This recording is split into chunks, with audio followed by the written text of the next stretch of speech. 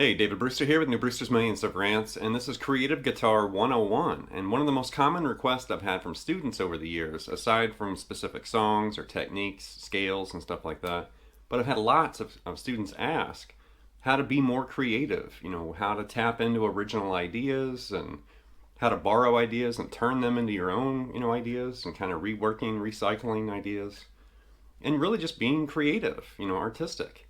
This is music, which is an art form.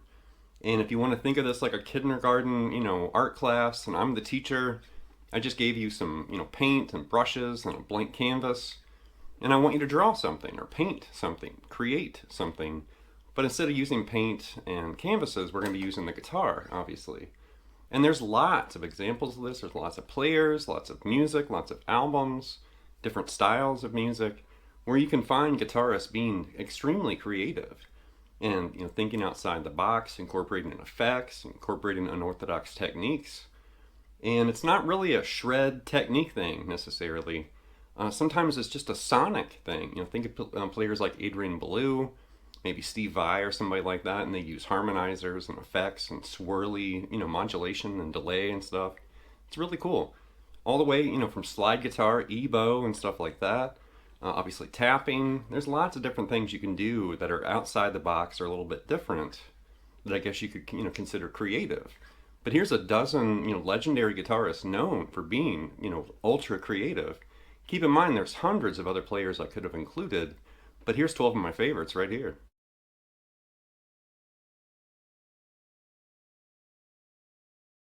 I know I've definitely ranted and raved about progressive rock. I'm a huge progressive rock fan or nerd or whatever you want to call me. But definitely I love prog rock, from the late 60s throughout the 70s and 80s, 90s, and even up to today. But there's something about those classic, 70s prog rock bands, Rush and Yes and Kansas, King Crimson, Goblin, Camel, Gentle Giant, some of those groups. Great music, very creative, very different. They weren't thinking about top 40 hits or singles on the radio. They were really just trying to express themselves and push music forward and be as creative as possible. So definitely, here's 10 bands I absolutely love, and I definitely consider these some of the most creative rock groups ever.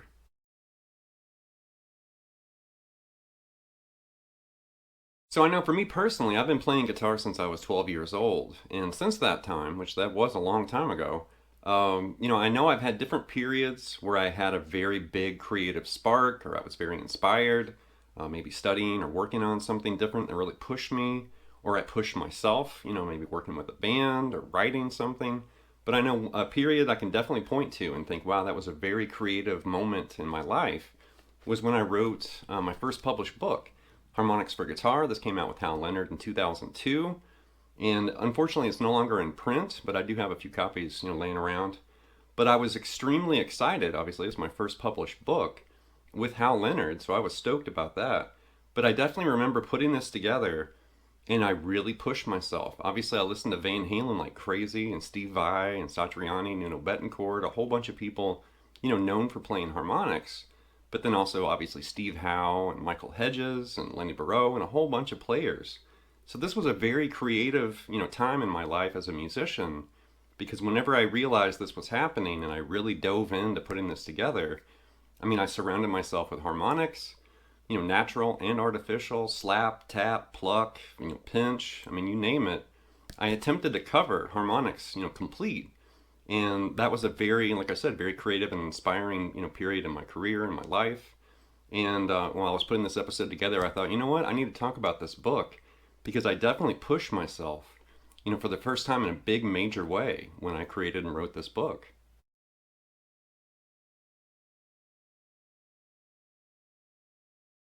Speaking of harmonics, I don't know if anybody's noticed the footage being released and kind of uploaded from the Beat Tour with Adrian Belew and Steve Vai, not to mention Danny Carey and Tony Levin, recreating and playing and performing King Crimson music. So earlier I did mention Adrian Belew and Steve Vai. I also showed King Crimson on the progressive rock image I shared. So I had to include this. So here's a clip from just a few days ago with Beat performing some classic King Crimson. Here's Adrian Belew plucking harmonics. So check this out.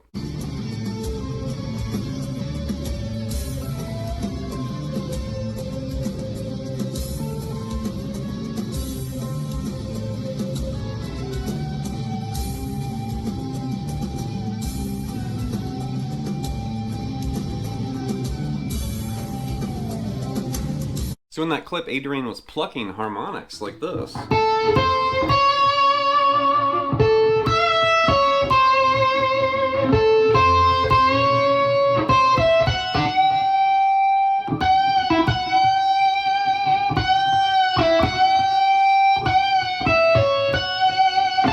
Doing something like that. And that's a really interesting, approach to playing melodies or playing a solo. I just saw Steve Morse, playing a solo with plucked harmonics last week. And that was from one of his instructional videos.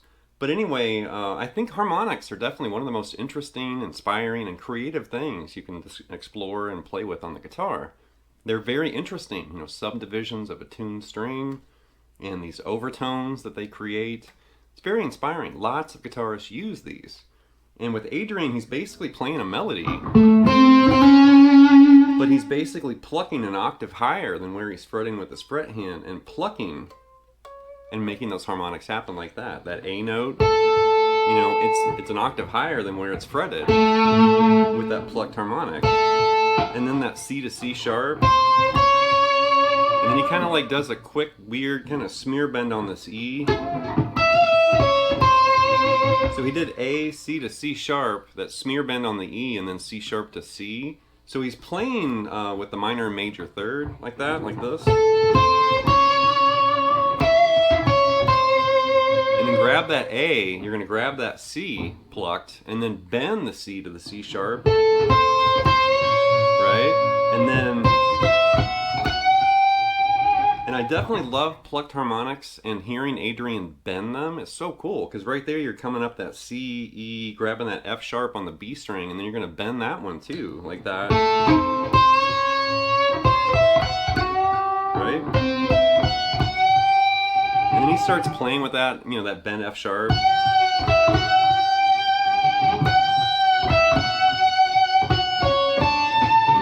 Really interesting approach, and so different. It sounds different. It doesn't sound like a guitar. It sounds like some weird sci-fi, like space music or something. Really cool. Now, one thing I've definitely had a lot of luck with as far as tapping into some creative ideas and exploring, some different territory, is just performing things in a completely different or unorthodox way. And this is pretty common. It's commonly shared, commonly known. But just think of like an E minor pentatonic scale right here. Right? Good old E minor pentatonic box. Well, we could play that exact same scale with harmonics right here. Right?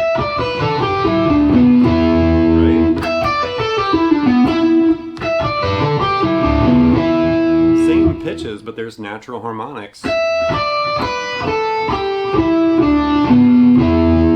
Outlining that E minor pentatonic right there.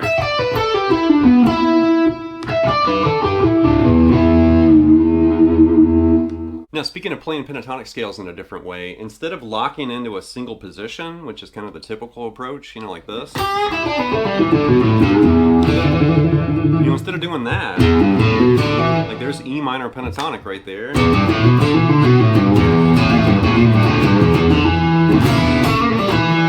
But instead of doing it in a single position there,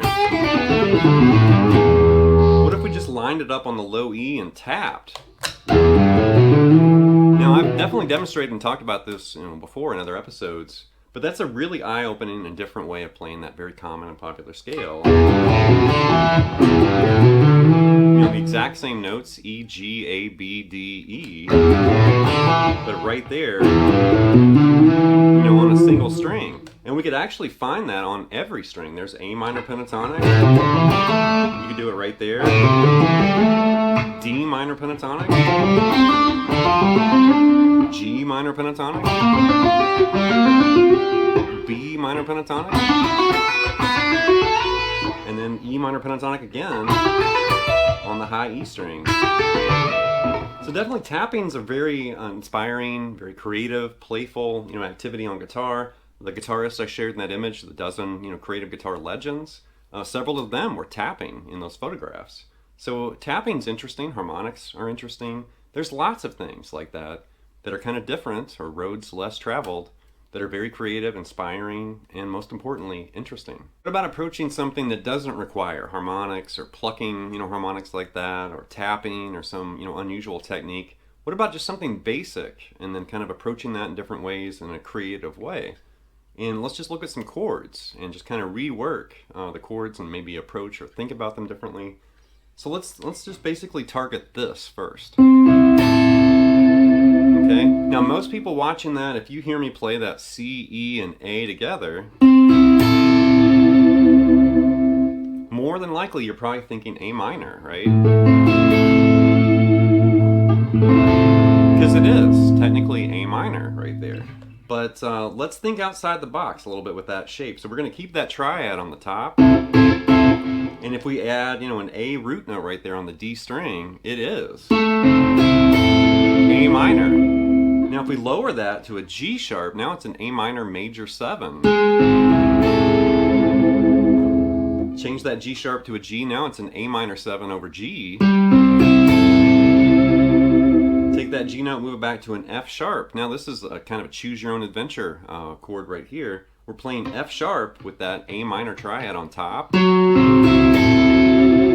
So if we thought of that, with an F sharp root, that's an F sharp minor 7 flat 5 sitting right there.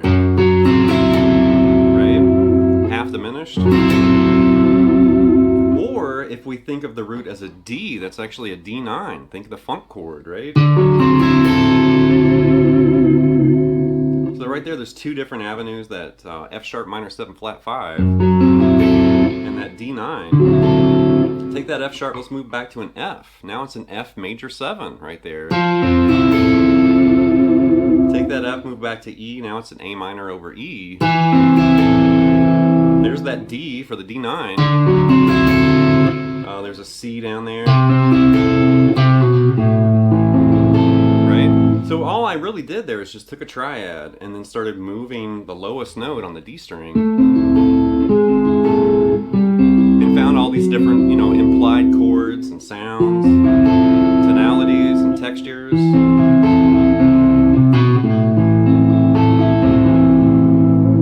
Alright, now let's say instead of going down, what if we go up? Now trust me, moving that A to that B flat is going to sound kind of bad. I mean, you can play that if you want to. It definitely is going to catch your, attention or whatever. But let's move that A to a B, and now it's an implied A minor add 9. Definitely a very cool chord. It's stretchy right there.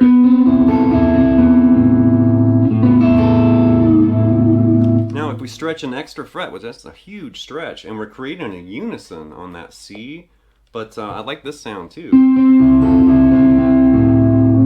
And then when I descend,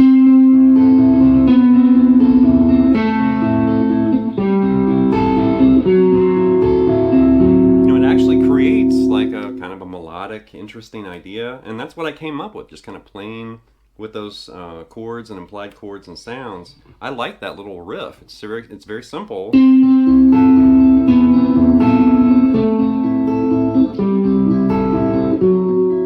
Like that. You can go down to that F if you want to. But that's something I would recommend everybody watching this do.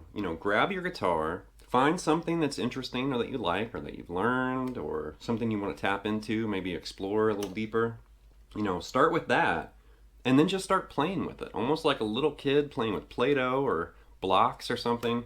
And you're just kind of moving things around and experimenting, being creative, use your imagination, and try something different. Sometimes you can actually practice this without the guitar in your lap. You could actually just have it on a stand across from you and look at your guitar, look at the fretboard, and think about things like, well, what happens if I start on this note and slide up to this note and tap this note and then I string skip? And you can start kind of plotting and making strategies for trying some different ideas.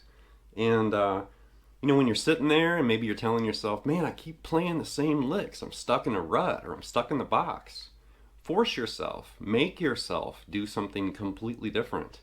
Don't play those same old tired licks. Tap into yourself, push yourself, and start playing some brand new licks that you just wrote or devised. All right, that's going to wrap this episode of Brewster's Millions of Rants with the Creative Guitar 101. And this is not a complete, lesson or video. I mean, I could make 100 videos about being creative, here on my channel. There's lots of different approaches and different ways you can kind of think differently or approach things a little differently. And that creative thought is very important. So, I mean, you can definitely practice this stuff, hands-on with your guitar. But then you could also read like books and magazines and stuff like that, instructional material, and get a little bit of insight. I think interviews from guitar magazines are great because they usually share some of these secrets and this behind the scenes stuff like, well, I was writing the song and I did this, and then the next thing I knew, I had this new idea or something like that. I love reading those old magazines and stuff and finding some of those nuggets of information. So anyway, leave some feedback and comments. Please subscribe to Night Lessons, and I'll be back before you know with more content and material. Thank you, and be creative.